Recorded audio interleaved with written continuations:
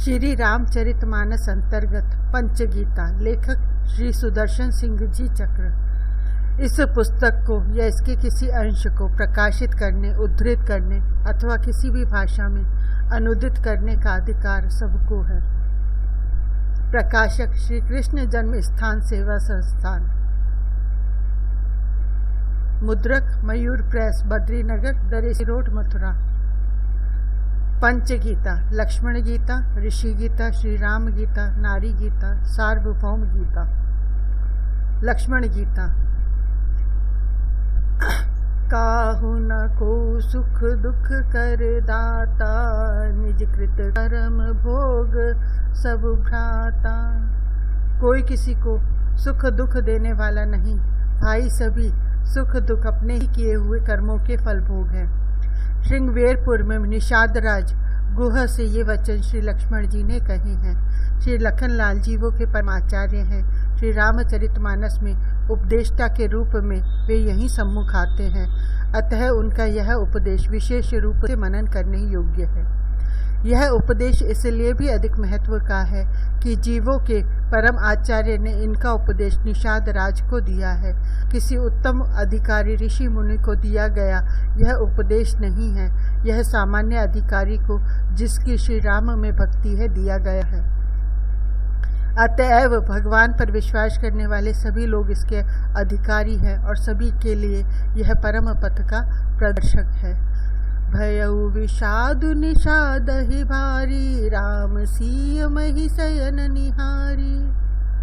इस विषाद का बहुत कुछ रूप श्री रामचरितमानस में है। गुरु वशिष्ठ तक जिसका परिचय भरत लाल को राम सखा कहकर देते हैं, उस निषाद राज ने अपना हृदय सर्वस्व कौशल राजकुमार को श्री जनक नंदिनी के साथ भूमि पर जब कुश सागरी पर पड़े देखा तो उसे कितनी व्यथा हुई होगी, कोई कैसे अनुमान कर सकता है।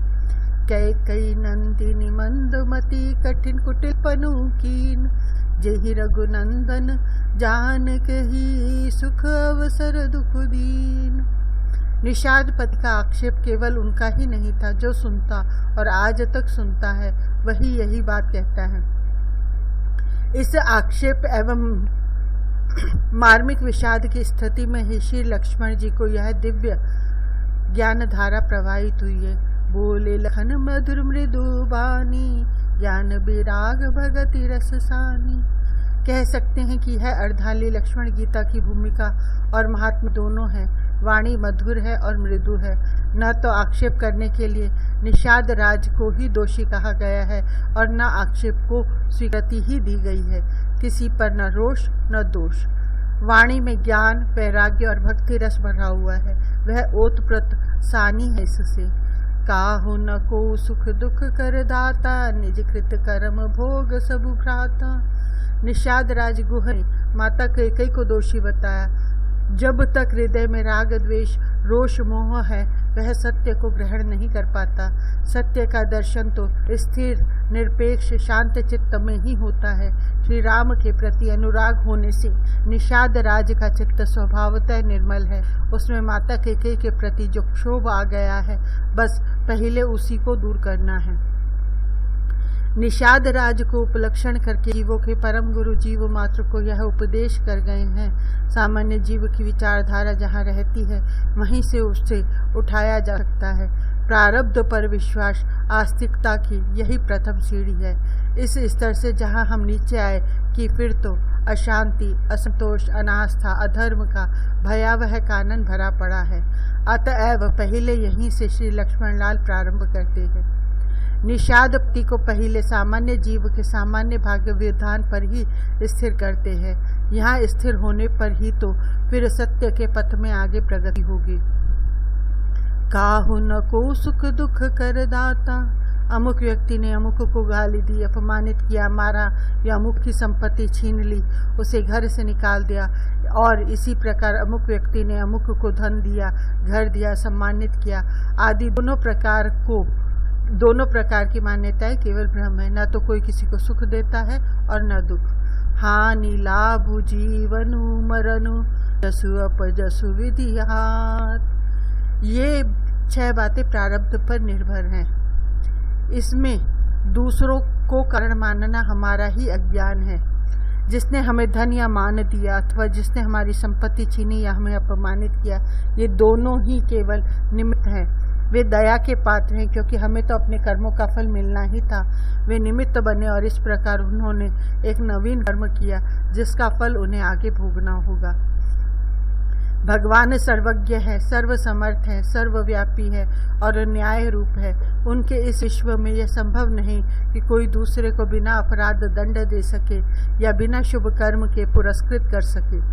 दूसरे चाहें और चेष्टा करें यहाँ तक तो उनके बस की बात है, क्योंकि कर्म करने में जीव स्वतंत्र है, पर वह चाह और चेष्टा आदि कोई परिणाम भी उत्पन्न करे यह उनके बस में नहीं है। परिणाम तो जीव का जैसा प्रारब्ध होगा वैसा ही उत्पन्न होगा। यह और स्पष्ट हो जाए इसके लिए हमें कर्म का विधान समझ लेना चाहिए। हमारे मन में एक इच्छा होती है, यह हमारे पूर्व के कर्म संस्कार संग आदि का फल है। उस इच्छा के अनुसार हम चेष्टा करें या ना करें, यहाँ हम स्वतंत्र हैं, क्योंकि हमें बुद्धि मिली है कि हम समझ सके कि उस इच्छा के अनुसार चेष्टा करना उचित है या नहीं। चेष्टा करना हमारा कर्म है। यदि हम उस चेष्टा में फल की इच्छा ना करें, कर्तृत्व का अहंकार ना करें, तो उस चेष्टा का फल हमें आगे ना भोगना हो। चेष्टा में कर्तृत्व का अहंकार हमें आगे के लिए उसके संस्कार से बांधता है। रही चेष्टा के परिणाम की बात, सो तो हमारे प्रारब्ध या उसके प्रारब्ध पर निर्भर है जिससे उस चेष्टा के फल का संबंध हो। पर उदाहरण के लिए एक व्यक्ति के मन में किसी को लाठी मारने की इच्छा होती है। यह इच्छा तो उसके द्वेष या अन्य किसी संस्कार का फल है। इसे वह चाहे तो दबा भी सकता है। फल इसके लिए प्रबल मन शक्ति आवश्यक हो, किंतु अंततः वह इस विषय में स्वतंत्र ही है। लाठी चलाता है, वहाँ मैंने लाठी मारी, इस अहंकार के कारण लाठी मारने के पाप का वह भागी होता है। नहीं तो यस्य नाहंकृतो भावो बुद्धिर्यस्य न लिप्यति हत्वापि स इमान लोकान हन्ति न निबध्यते। जिसे लाठी मारी गई उसे चोट लगेगी या नहीं, और लगेगी तो कितनी बड़ी लगेगी, यह सब उसके प्रारब्ध पर निर्भर है। उसका प्रारब्ध चोट न लगने का हो तो लाठी लग नहीं सकती। यही बात सभी प्रयत्नों के विषय में समझनी चाहिए। इस प्रकार स्पष्ट है इस कि कोई किसी को सुख या दुख देने में समर्थ नहीं है। निज कृत कर्म भोग सबु भ्राता। जब दूसरा कोई किसी को सुख या दुख नहीं दे सकता तो यह स्वतः सिद्ध है कि सभी को अपने ही किए कर्मों के फल भोगने पड़ते हैं। लेकिन जगत में यह प्रत्यक्ष देखा जाता है कि झूठ, चोरी, घूस आदि पापों का आश्रय लेने वाले संपत्ति पा रहे हैं और सत्य सदाचार का पालन करने वाले आर्थिक क्लेश में हैं। इस बात के अपवाद भी मिलते हैं, लेकिन आजकल अधिकता इसी की है। इससे सामान्य व्यक्ति का मन संदेह में पड़ जाता है। यह बात ध्रुव सत्य है कि पाप का फल दुख एवं विनाश है तथा पुण्य का फल सुख एवं उन्नति। पाप से सुख एवं पुण्य से दुख तो हो नहीं सकता। जहाँ असत्य आदि पाप से लौकिक उन्नति प्रतीत होती है, वहाँ भी मानसिक अशांति दे रही होती है और विषाणुमुख होती है। इसी प्रकार जहाँ सत्य आदि धर्मों के आश्रय पर भी सांसारिक क्लेश मिलते दिखते हैं, वहाँ वे आंतरिक शांति दे रहे होते हैं और स्थिर उन्नति की और ही उनकी गति होती है। हमारे मन में चाहे यह बात ना बैठे, पर हम प्रारब्ध का विधान समझ ले तो हमारे लिए कोई प्रश्न उठने का स्थान रह ही नहीं जाएगा। मनुष्य जो कर्म करता है उन्हें क्रियमान कहते हैं। यह क्रियमान संचित मिल जाता है। क्रियमान बहुत ही प्रबल हो या सकाम अनुष्ठान के रूप में किया गया हो तभी इस जन्म में फल देता है, नहीं तो वह संचित में मिल जाता है। दूसरे शब्दों में आगे कभी फल देने के लिए जमा हो जाता है। इसलिए इस समय के अच्छे या बुरे कर्म का इस सब मिलने वाले फल सुख या दुख से कोई तत्काल कोई संबंध नहीं है। संचित तो जन्म जन्म के कर्मों के संस्कारों का अपार कोश है। संचित में से कुछ संस्कार सृष्टि संचालक के नियम के अनुसार पृथक हुए हैं और उन संस्कारों के अनुसार ही यह जन्म मिला है। वे पृथक हुए संस्कार ही प्रारब्ध कहे जाते हैं। इस जन्म के सभी सुख दुख प्रारब्ध के अनुसार ही मिलते हैं। एक ऐसा कार्यालय है जहाँ वेतन नियत समय पर ही मिलता है।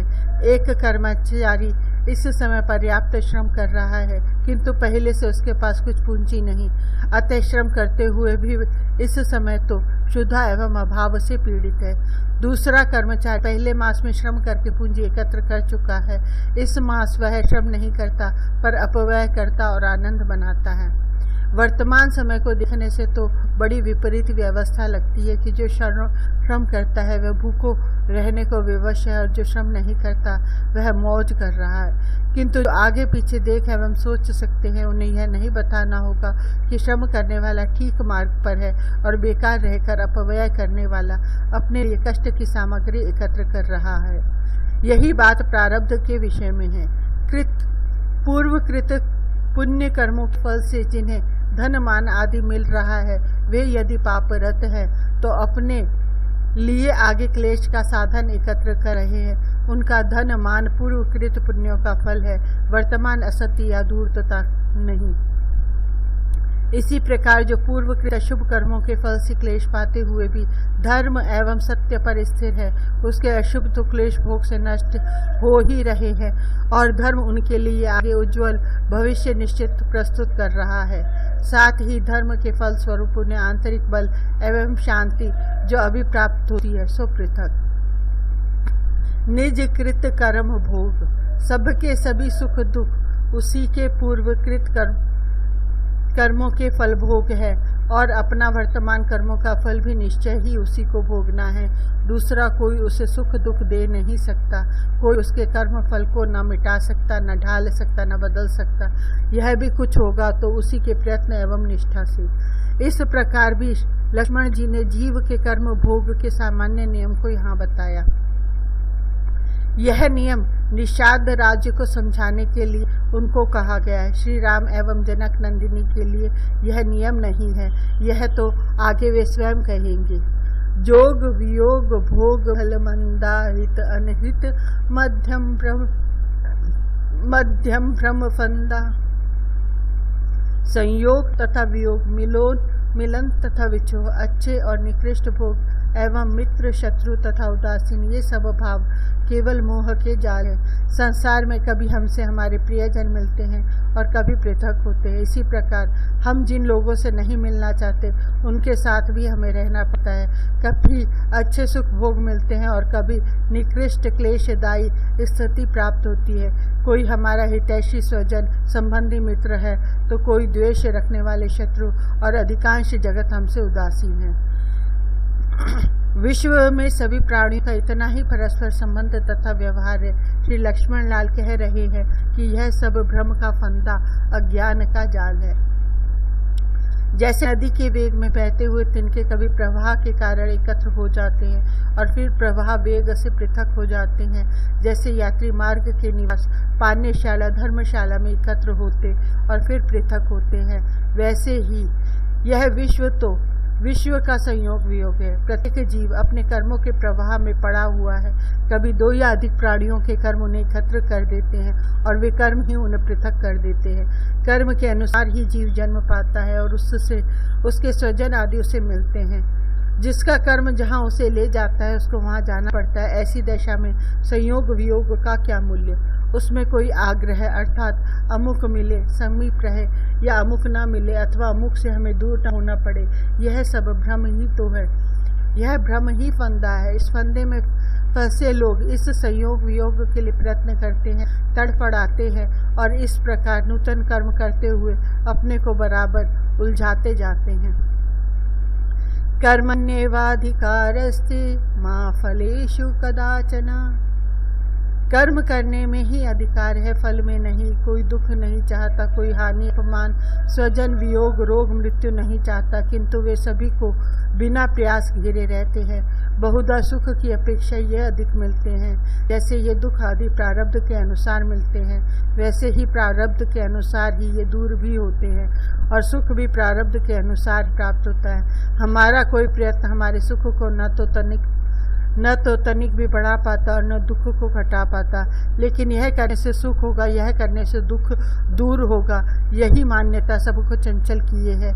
इसी भ्रम के फंदे में फंसकर सब व्यग्र हो रहे हैं। सब इसी मोह के कारण नाना कर्मों को करते और कर्म जाल को दृढ़ बनाते जा रहे हैं। यह हमारे शत्रु है, हमसे द्वेष करता है, और ये हमारे मित्र है, हमारे शुभ चिंतक है, और शेष लोगों को हमसे और हमें उनसे कोई प्रयोजन नहीं। इस मान्यता में भी वही भ्रम फंदा है जो हमारे प्रारब्ध में सुख, संपत्ति, यश आदि है, उससे कोई लाख प्रयत्न करके हमें पाने से रोक तो क्या थोड़ा कम नहीं कर सकता। इसी प्रकार किसी का कोई प्रयत्न हमारे प्रारब्ध जन्य क्लेश, अभाव, अयश आदि को भी रोक या घटा नहीं पाता। शत्रु और मित्र दोनों केवल निमित्त हैं। हमें जितना संपत्ति, जितना यश अथवा जितना दुख, जितने अभाव या जितने अयश को भोगना है उतना तो भोगना ही पड़े, लेकिन हम शत्रु और यह मित्र, इस प्रकार की मान्यता हम में अनेक प्रकार से राग द्वेष उत्पन्न करके हमसे अनेक चेष्टाएं कराती है, और इस मान्यता के वश उन चेष्टाओं के शुभ अशुभ कर्म में हम अधिकाधिक उलझते जाते हैं। वस्तुतः लक्ष्मण गीता को यह अर्धाली पूरी की पूरी दो प्रकार के भाव व्यक्त करने वाली श्लेष तथा देहली दीप है। इसका संबंध पहली अर्धाली को न काहू सुख दुख करदाता से भी है और आगे की अर्धालियों से भी है। पहली अर्धाली के साथ संबंध रख कर तो यह प्रारब्ध प्रधान भाव व्यक्त करती है। अब तक इसी भाव को ऊपर स्पष्ट किया गया।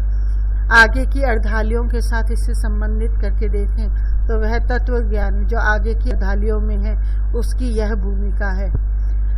भगवान की सत्ता सर्वत्र है, सगुण निर्गुण दोनों रूपों में वे विभू हैं और सबके अंतर्यामी रूप से प्रत्येक हृदय में भी स्थित हैं। जीव का उनसे कभी वियोग नहीं होता। दूसरे प्राणियों से संयोग वियोग कोई अर्थ ही नहीं है। संसार में जो संयोग वियोग की भावना है वह तो भ्रम का जाल है। एक जीव दूसरे जीव से सर्वथा स्वतंत्र है। शरीर का 5 भौतिक पुतला जड़ है और उसके यत्र तत्र होने का भी कोई अर्थ नहीं। 2 व्यक्ति एक यात्रा में सर्वथा पास होकर भी वियुक्त है, क्योंकि उनमें परिचय नहीं, उनमें संयुक्त करने वाले भाव नहीं। और जाति या एक देश के अनेक लोग जो परस्पर कभी नहीं मिलते, जातीयता एवं राष्ट्रीयता में संयुक्त हैं और संयोग का गर्व करते हैं। इस प्रकार संयोग या वियोग शरीर की अपेक्षा मन से अधिक संबंध रखता है। मन के भावों का क्षेत्र इतना विस्तृत निसीम है कि उसमें वियोग का कुछ अर्थ ही नहीं। शरीर को लेकर ही संयोग वियोग की भावना चलता है और विचार करने पर वह भ्रम ही है जो अपने फंदे में उलझाए जीवों को क्लेश दे रही है।